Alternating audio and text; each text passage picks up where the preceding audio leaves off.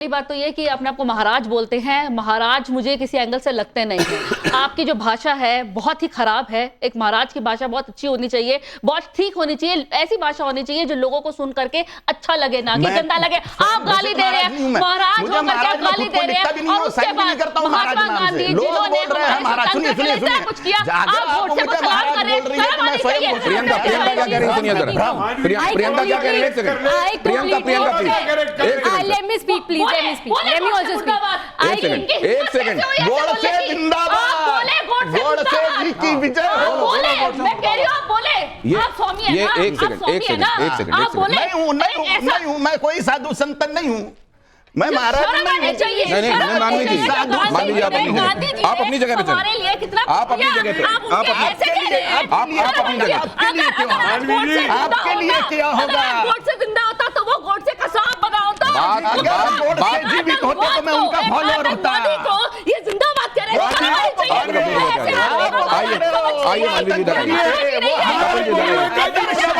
आइए हमारे लिए आइए, इधर आइए। मैं बोलूंगा एक सेकंड कपिल जी शांत हो जाइए। कपिल जी एक सेकंड शांत हो जाइए। हाँ बिल्कुल क्या है गांधी? ये I think we should respect. Kapil ji शांत, कपिल जी शांत। आजादी नहीं दिलवाई, पूछिए इनसे। आजादी उनका हाथ था। अरे छोड़िए, उन्होंने कम्युनिस्ट कैंडिडेट दिलवाया अंग्रेजों से मिल करके। बिल्कुल मालूम है मुझे, फैक्ट बताइए आप हिस्ट्री के। आप ना सिर्फ पॉलिटिकल एंगल से। अरे आज छोड़िए, आप मुझे बताइए उस एक मिनट उस स्वदेशी वाले को माउंटबेटन भी रहा था पहला गवर्नर जनरल बनाने को। एक सेकंड शांत होइए प्लीज। बात ऐसे बात मत कीजिए। मैं उसको नहीं बचा रहा हूं, मैंने गोडसे को नहीं बचाया है। एक सेकंड ऐसे बात मत कीजिए। मैंने गोडसे को नहीं बचाया, शांत, लेकिन गांधी भगवान ने ये दोनों शांत हो जाइए। प्रियंका अपनी कम्युनिस्ट स्टेटस दिलवाया गांधी ने, माउंटबेटन स्वदेशी करके आई रिक्वेस्ट यू उसे गवर्नर जनरल बनाया। कपिल जी प्लीज, ये थी उसका स्वदेशी बात। कपिल जी प्लीज। प्रियंका प्रूव करिए मुझे। प्लीज, इससे पहले कि वो फिर से शुरू, आप अपनी बात कहिए। मेरे पास बहुत सिंपल दो सवाल हैं। यहाँ पर हमारे शो का नाम भी धर्म संकट है। धर्म की ही बातें हम हमेशा करते हैं शो पे, और धर्म ही एक मुद्दा है जिसके ऊपर सब बात करते हैं और कुछ भी बात करते हैं। तो मेरे दो बहुत सिंपल से सवाल है। मैं भी काली माँ की साधना करती हूँ, महाराज जी भी काली माँ की साधना करते हैं, मैं भी बहुत जाने माने शोज पर काम करती हूँ एज एन एस्ट्रोलॉजर, और साधना भी करती हूँ। महाराज जी ने कहा, एक बात कहा कि माँ ने, उनकी टांग टूटी तो माँ ने आके उनको उनकी टांग को जोड़ा। उन्होंने ऐसा अभी स्टेटमेंट दी। तो मेरा एक सवाल आपसे है कि क्या इतना आसान होता है कि माँ हर व्यक्ति को दर्शन दे दे? करोड़ों लाखों लोग हॉस्पिटल में बीमार पड़े हैं, बीमार हैं, बहुत दिक्कतें, बहुत परेशानियां, तो माँ ने सिर्फ आप ही को क्यों दर्शन दिए? पहला सवाल, क्योंकि मैं भी साधना करती हूँ, मैंने आज तक माँ के प्रत्येष सामने से कभी दर्शन किए नहीं, मैंने बस उनकी एनर्जी को महसूस किया। मैं कैसे? तो दूसरा सवाल मेरा ये है, क्या आपको लगता है आज रामकृष्ण परमहंस यहाँ होते तो उनसे भी लोग ये पूछ लेते कि आप काली माँ का साक्षात्कार हुआ? आप नहीं, रामकृष्ण परमहंस नहीं, आज अगर होते तो क्या उनको भी समीक्षा कर लिया आपने? उनसे सबूत दीजिए कि ये वाली बात होती है। स्वामी विवेकानंद ने की थी समीक्षा। स्वामी विवेकानंद समीक्षा की थी ना। आप किसी एनर्जी के साथ जब काम करते हैं ना, आप किसी एनर्जी के साथ, पहली बात तो काली माँ एक ऐसी एनर्जी है जिसके ऊपर पूरा ब्रह्मांड चलता है। उनके हस्बैंड जो शिव जी हैं वो भी उनके सामने कुछ नहीं बोल सकते। तो एक ऐसी एनर्जी की साधना करना क्या एक नॉर्मल व्यक्ति के लिए आसान है? बहुत बहुत आसान होता है। और इतने सारे लोग अगर दुनिया में बीमार लग रहे हैं, बिल्कुल बिल्कुल बिल्कुल नॉर्मल व्यक्ति लग रहे हैं। देखिए मैं बिल्कुल एक वो साधक है, मैं उनकी रिस्पेक्ट करती हूँ। अच्छा, तो आप खुद को सामान्य मानती हैं? आप काली की उपासक हैं? बिल्कुल सामान्य मानती हूँ। तो आप सामान्य हैं, वो सामान्य है, काली की पूजा कर रहे हैं ना। मेरा दूसरा सवाल रह गया इनका, मेरा दूसरा सवाल ये, आपकी बारी आएगी, आऊंगा ना। देखिए विवेक जी बात मान रहे हैं, कपिल जी बात मान रहे हैं, आप भी बात मानिए। हम समाज को क्या देना चाह रहे हैं ये देखिए। मैं बुरा हूँ, यही मेरा सवाल है। दूसरा सवाल मेरा यही है आपसे। अब मार्केट में बहुत सनातन का अर्थ है। आप इधर आइए, कालीचरण जी आप इधर आइए। आपसे कुछ सवाल ऐसे जिसमें इधर आइए, सोचने विचारने के लिए बहुत वक्त नहीं होता। उसमें यह माना जाता है कि अमूमन आपके दिल में जो होता है वो जुबान पर आ जाता है, और आप तो इस बात के लिए जाने भी जाते हैं कि आप सीधे वो बात कह देते हैं जो आपके मन में होता है। यहां जरा कुछ एक बातें देखिए और इनका जवाब आपको क्या लगता है जरा वो समझने की कोशिश करते हैं, उसके बाद इस चर्चा को आगे बढ़ाएंगे। बहुत जल्दी से ये राउंड धर्म संकट में क्या कहते हैं महाराज, जब ये तस्वीर सामने आती है। बहुत कुछ अभी तक आपने सुना महात्मा गांधी के विषय में। आप जानते हैं कितने सारे, सिर्फ भारत नहीं, सिर्फ भारत के लोगों के लिए वो हीरो नहीं रहे हैं, पूरे विश्व में न जाने कितने देश उनके व्यक्तित्व की सराहना करते हुए उनकी मूर्तियां वहां पर आपको देखने को मिलेंगी। हम 2 अक्टूबर के दिन पूरा देश कृतज्ञ होता है कि महात्मा गांधी ने, उनके तौर तरीकों ने बिना खड्ग बिना ढाल आजादी दिला दी। ये तस्वीर, क्या आप अपनी सोच को बदलने के लिए तैयार हैं जो महात्मा गांधी के विषय में आपने पहले सोच रखी, क्योंकि आप ये भी मानते हैं कि आपने पूरी पढ़ाई नहीं की है वैसी विद्यालयों में या कॉलेजेस में, तो क्या आपको ये लगता है कहीं गुंजाइश है कि आप समझते नहीं है मोहनदास करमचंद गांधी के व्यक्तित्व को? पूरी तरह से समझता हूं मैं, फॉलोअर था गांधी का, पहले पूरी तरह से 100% फॉलो करता था। जिस व्यक्ति ने भगवान श्री रामचंद्र जी के, भगवान श्री कृष्णचंद्र जी के फॉलोअर छत्रपति शिवाजी महाराज, गुरु गोविंद सिंह जी महाराज, राणा प्रताप जी महाराज को पथभ्रष्ट कहा, उस व्यक्ति को मैं महान कैसे बोल सकता हूं? और जिस व्यक्ति ने मारा महात्मा नाथुराम गोडसे जी भागे नहीं वहां से। हाँ। तब की पुलिस इतनी शक्तिशाली थी नहीं कि वो ढूंढ सके एक बार भाग जाने के बाद में किसी व्यक्ति को। और नाथुराम गोडसे जी पढ़े लिखे व्यक्ति थे, पत्रकार थे, वो एक बहुत बड़े संपादक थे। भाग क्यों नहीं गए मारने के बाद में? एक मिनट, भाग के क्यों नहीं गए?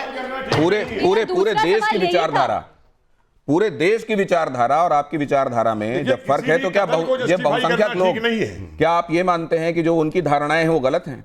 मुझे किसी को कुछ नहीं, मेरी धारणाएं मेरे लिए सर्वोपरि है, मेरी मान्यता है, मेरा जितना भी पता है। अगली तस्वीर आपके सामने रखता हूं, यहां क्या आता है?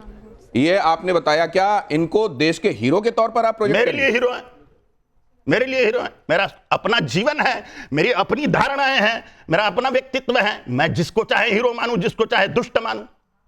महिषासुर को, रावण को पूजने वाले भी लोग हैं, वो विद्यार्थी। लेकिन मेरी मान्यताएं जो है, मैंने जो ज्ञान मुझे प्राप्त हुआ अभ्यास के द्वारा, और इसके बाद में इनकी पुस्तकें और उसकी पुस्तकें सब पढ़ ली मैंने, तो देखा है कि तब की कंडीशन क्या थी। भले ही लोग गांधी को पूजे, किसको भी पूजे, नाथुराम गोडसे जी को, सावरकर जी को मैं पूजूंगा।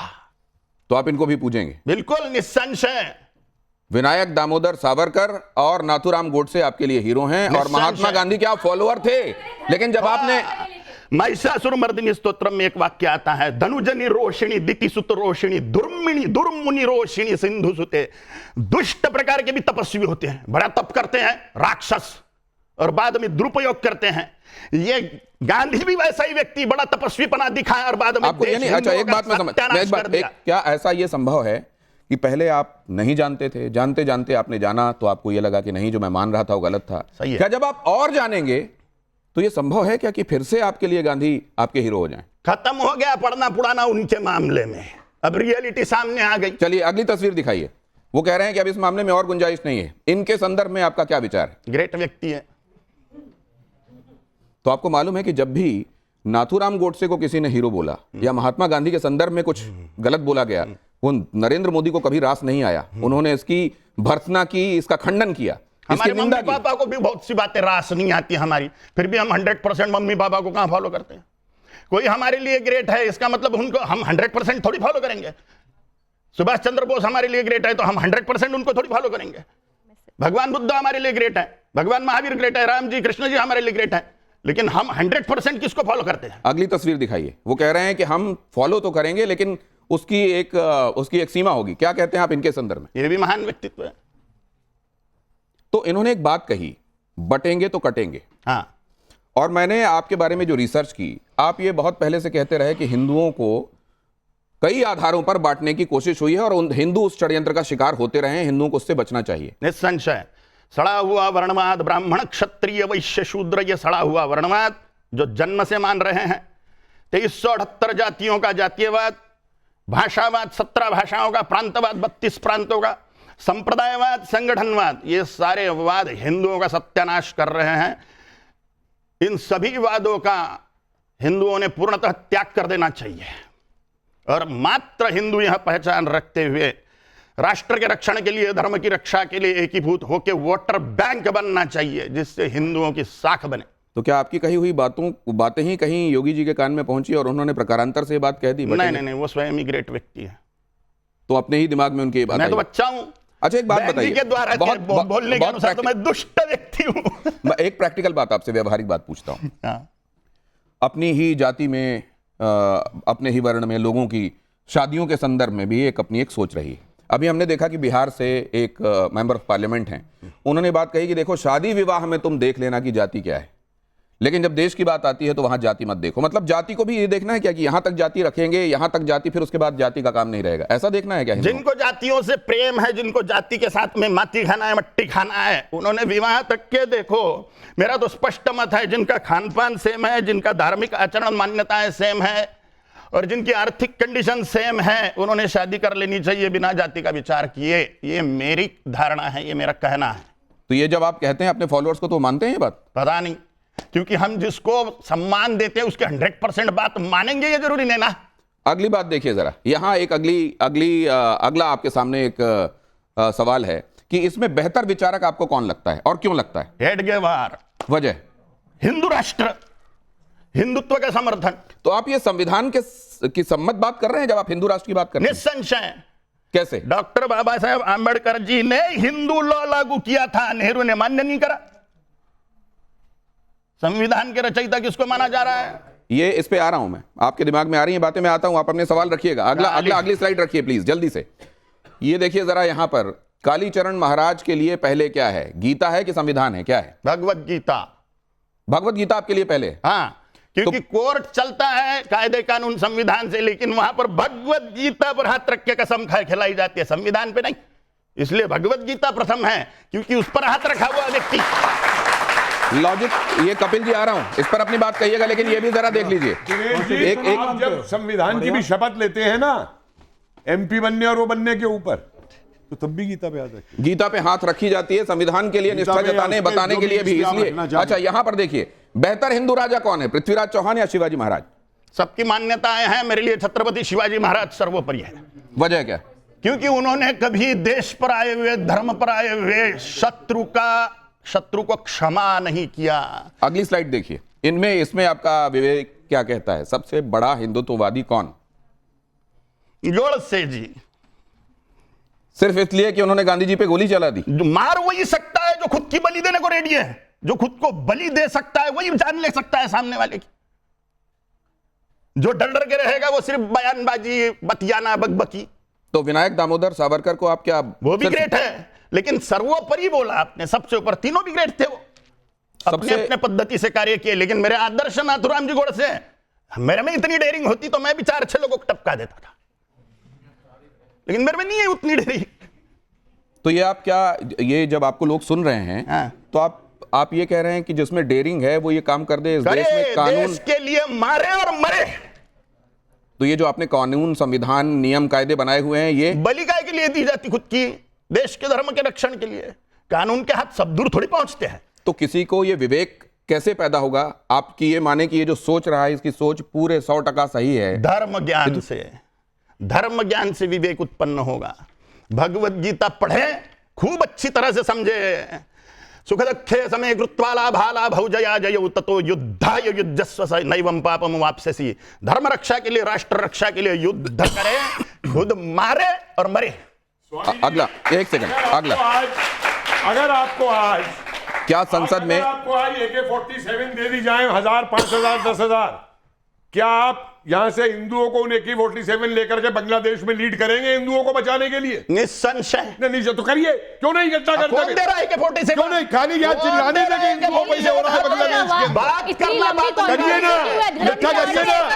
अरे वो बेचारे समाप्त होने वाला है, उनको रोटी पानी तक नहीं कोई दे पाया। ये रैपिड फायर देख लीजिए। क्या धर्म संसद में हेट स्पीच जायज है? कई बार हम देखते हैं कि साधु संत, उनके मुंहों से, मुखारबिंदों से जो निकलता है वो हेट स्पीच की संज्ञा दी जाती है उसको। इसको आप जायज मानते हैं, ना जायज? बिल्कुल नहीं।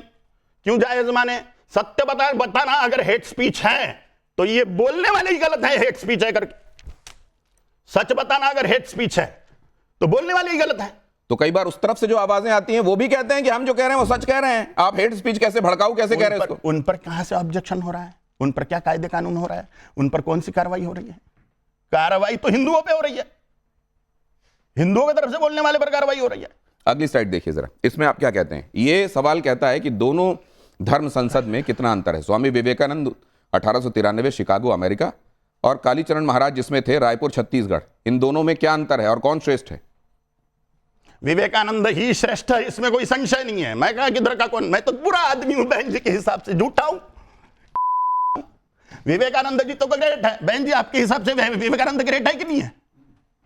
विवेकानंद इसमें ग्रेट है कि नहीं? असल में तो वो यहाँ पे होती अगर उनकी राय ले रहा होता मैं। धर्म संकट में यहाँ पर अगली स्लाइड दिखाइए। सनातन धर्म की रक्षा किससे? संत से, सरकार से, संविधान। किससे सनातन धर्म की रक्षा संभव है? संत करेंगे तो, सरकार करेगी तो संविधान। सरकार करेगा धर्म की रक्षा। सरकार माने कौन? राजाओं का समूह। 4,945 राजा, 4,150 विधायक, 545 लोकसभा सांसद, 250 राज्यसभा सांसद। तो ये जो विचार हैं वो विचार आपके सामने आ गए। अब जरा एक बार क्विकली मैं मेहमानों के पास, और अगर आपके पास कोई सवाल है, सवाल किससे है और सवाल आपका क्या है, अपने दिमाग में तैयार रखिएगा, आपके पास आने वाला। भगवत गीता पे बात करूंगा। आपने भगवत गीता की प्रशंसा करी, आपने बोला कि साहब भगवत गीता सर्वोपरि है आपके हिसाब से। भगवत गीता में 2 कॉन्सेप्ट्स में मैं आपसे डिस्कशन करूंगा। पहला, उसमें वर्ण व्यवस्था को जस्टिफाई किया गया है, और आप झूठी बात नहीं है, मुझे मत सिखाइए, प्रमाण देंगे। हाँ सुनिए आप पहले, उसमें वर्ण व्यवस्था जस्टिफाइड है, चारों वर्णों का वर्णन है, ये पहली चीज। दूसरी चीज, भगवत गीता के अंदर यह भी लिखा हुआ है, एक जाति की औरत अगर दूसरी जाति के में शादियां शुरू कर देगी तो वर्ण संकट उत्पन्न होगा। Bhagavad Gita inter caste marriage के खिलाफ है, और आप जो कह रहे हैं वो अलग है, प्रोग्रेसिव कह रहे थे आप, जहां तक शादी का सवाल है उसमें मैं आपसे सहमत हूं। तो अब आप कैसे कह सकते हैं कि आप इसको जस्टिफाई कर रहे हैं भगवत गीता को? वो श्लोक आप बोलोगे? श्लोक मुझे मत सिखाइए, श्लोक बोलने से नहीं सर। अगर आप कोई प्रश्न पूछते हैं, मैं 21 टीकाएं पढ़ चुका हूं भगवत गीता की, सुन लीजिए, श्लोक मत सुनाइए, जवाब सुन लीजिए, जवाब सुन लीजिए। चातुर्वर्ण्यम मया सृष्टम गुणकर्म विभागशः तस्य कर्तरमपि मां विद्य कर्तारम अव्ययम। ये वो श्लोक है। चारों वर्णों की रचना मैंने गुण और कर्मों से करी हुई है, जन्म से नहीं। कोई ब्राह्मण क्षत्रिय वैश्य शूद्र जन्म से नहीं होता। और इंटरकास्ट मैरिज पे क्या बोलेंगे? इंटरकास्ट मैरिज में जिनके खान पान समान है, जिनका भगवत गीता में यह नहीं लिखा है, आप गलत बोल रहे हैं। अर्जुन का विवाह नाग कन्या से हुआ, आप गलत कह रहे हैं। भगवत गीता में इंटरकास्ट मैरिज वैध नहीं है, और मैंने 21 टीकाएं पढ़ी हैं। एक सेकंड विवेक जी, वो उदाहरण दे रहे हैं कि अगर अर्जुन का विवाह या भीम का विवाह, हिडिंबा के साथ भीम का विवाह हो सकता है, घटोत्कच उन्हीं की संतान है। वो गीता नहीं, तो गीता लिखी गई थी। गीता किसने लिखी? नहीं, गीता कब लिखी गई? गीता कब लिखी गई? तब भीम की शादी इनकी शादी हो गई थी, भीम जी की नहीं हुई थी। आप समय की श्रृंखला को तो देखिए, किस क्षण भगवत गीता लिखी है, मैं उसमें भी आपसे डिबेट कर सकता हूं। बोलो भैया, हाँ किसने लिखी? नहीं आप मुझे बताइए। नहीं घुमाइए मत आप बात को, आप सीधी बात बोलिए। वर्ण संकट होगा अगर इंटरकास्ट मैरिज होगी, ये गीता में लिखा है। बड़ा क्लियर बोलने वाला आदमी हूं, घुमाइए मत। जाति में डिफरेंशिएट करो यार। नहीं अब वो सर, वो तो कॉम्प्लिकेशन पे बात है। आप पूरी तरह से कांटा निकालने को तैयारी नहीं हो। नहीं पूरी तरह से। अभी कपिल जी, आपने जो बीच में टिप्पणी की थी वो लेकर आइए, ये तो जवाब मिल गया कि वो देखिए वर्ण अलग है, जाति अलग है। चारों वर्ण का ऋग्वेद में भी जिक्र यही है, कर्म से है। आप इसका यक्ष का संवाद देख लीजिए यम के साथ, वहां भी वही, सॉरी यक्ष और अर्जुन भीम युधिष्ठिर संवाद देख लीजिए। और किसी भी समय पे जो ये 4 वर्ण बने थे, इन वर्णों को कार्य के हिसाब से बदला जा सकता था, कोई कुछ भी कर सकता था। उसके बाद दूसरी स्थिति आई जब ये हुआ कि जिसके यहां पैदा होगे कहलाओगे वही, लेकिन वर्ण बदल सकते, काम बदल सकते हो। ये तीसरी स्थिति जो आई कि जिसके यहां पैदा हो गई और वही कहलवाओगे, इसने उस व्यवस्था का सत्यानाश कर दिया, पूरा का पूरा जो असली वर्ण व्यवस्था थी उससे। एक बात लेकिन आज हम सुनिए, जाति और उसको जो हम करते हैं, जाति कास्टा इज रेशियल। रेशियल का जाति से कोई मतलब नहीं है, जो अंग्रेजों ने ट्रांसलेशन किया। और एक चीज और मैं बता दूं आपको, 1871 की सेंसस में हमारे बहुत से ऐसे व्यावसायिक संप्रदाय थे, कुम्हार, लोहार, बढ़ई, तेली, जिनको कभी लो कास्ट नहीं कहा गया था, जिनको अंग्रेजों ने पहली बार 1871 की सेंसस के अंदर लो कास्ट कह करके लिखा। वहां पे अंग्रेजों ने सिखाया था सर, विद ड्यू रिस्पेक्ट, कि गांव के अंदर इस आदमी को पानी हम अपने घर में नहीं पिलाएंगे, खाट पे नहीं बैठने देंगे। मैं आ रहा हूं सर, वो एक बड़ी लंबी बहस हो जाएगी और विषयांतर हो जाएगा। मैं जरा कोई ये बता दे कपिल जी, फिर मध्यकालीन के अंदर का क्यों नहीं लिखा जाता? यहाँ पर मध्यकालीन के अंदर ये जो ऑडियंस है कालीचरण महाराज के लिए, इनके पास क्या सवाल? मेरा सवाल कालीचरण जी से है। आप बोल रहे हैं कि मरो और मारो, मतलब अहिंसा, जो हिंसा है वो ठीक है, तो इस हिसाब से तो जो हम सब हैं, हम लोग कल से तलवारें लेके सड़क पे उतर जाएं जिसकी कि हमें रेलिंग कोई है। उंगली भी करे तो हम उसका गला काट दें। और दूसरा मेरा है कि आपने कहा कि सरकार धर्म की रक्षा करती है, जो अभी सत्ता में सरकार है वो बोल रही है बटोगे तो कटोगे, और वो स्पेसिफाई नहीं कर रहा है कि कौन बटेगा तो कौन कटेगा। तो हमारे हिसाब से धर्म की जो रक्षा करेगा वो संविधान करेगा, तो आप इसे कैसे जस्टिफाई करेंगे कि संविधान को पालन कौन सरकार करेगा रक्षा कर बेटा? रही है? संविधान को प्रजा में लागू कौन करता है? राजा। संविधान कायदे कानून का लागू करना किसके हाथ में है? राजा के हाथ में है। कोई कानून बना दिया, उसको सख्ती से लागू कौन करवाएगा? राजा का आदेश। इसलिए संविधान की रक्षा भी राजा करेगा, धर्म की रक्षा भी राजा ही करेगा, राष्ट्र की रक्षा भी राजा करेगा।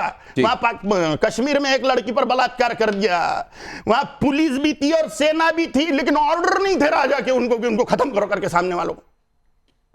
अगर ऑर्डर होते तो किसी महिला की प्रतिष्ठा खराब नहीं होती थी, किसी लड़की की प्रतिष्ठा असुरक्षित नहीं होती थी। राजा का अगर सख्त ऑर्डर है, शूट एट साइट, वहीं पे मार डालो जो अत्याचारी है। ये भी मैं आपसे जानना चाहता हूं कि बॉलीवुड के बारे में भी आपने कई बार कहा कि वो लोग इंसाफ नहीं कर रहे हैं।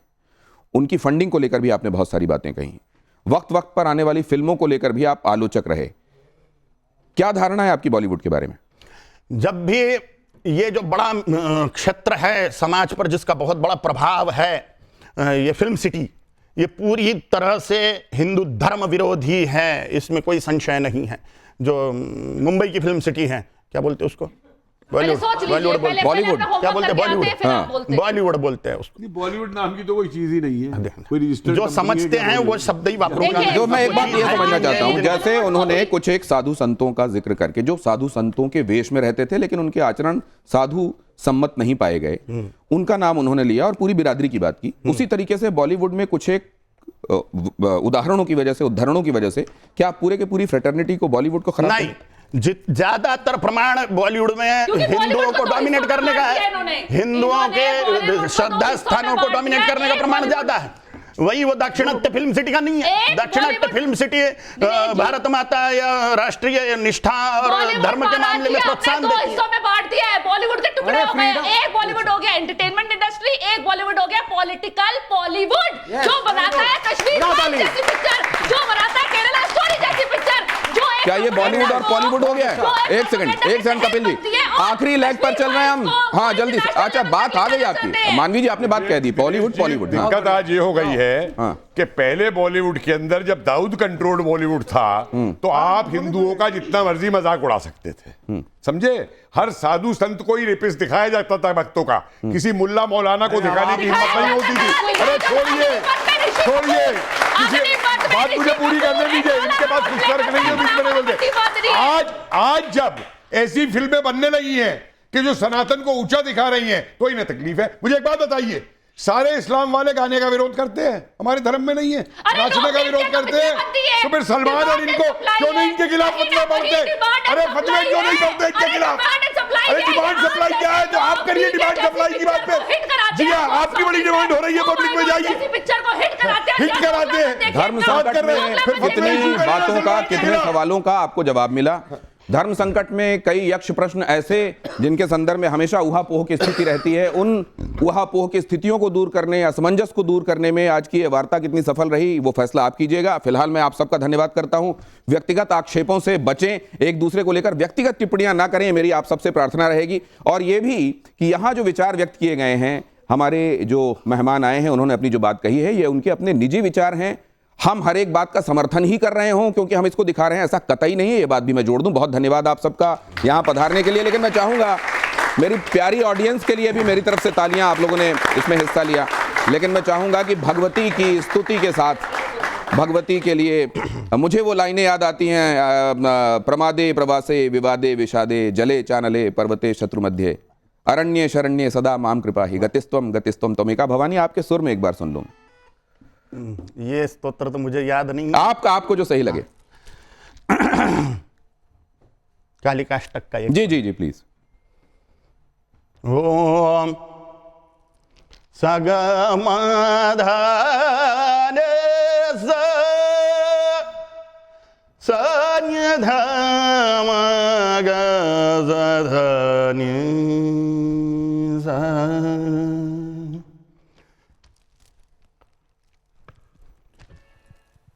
ओम जानिय धम ग जगम मग मद मद ने ने ना ना ना ना ना ना ना ना ना धनि ने धनि ने धनि ने धनि ने जा जा जा जा जा जा जा जा जा सा जा जा नि ने ने धा धा धा म म म ग ग ग धा धा धा धा ग म ग म ध म ध ने ने ने ने ने ने ने ने ने धनि जा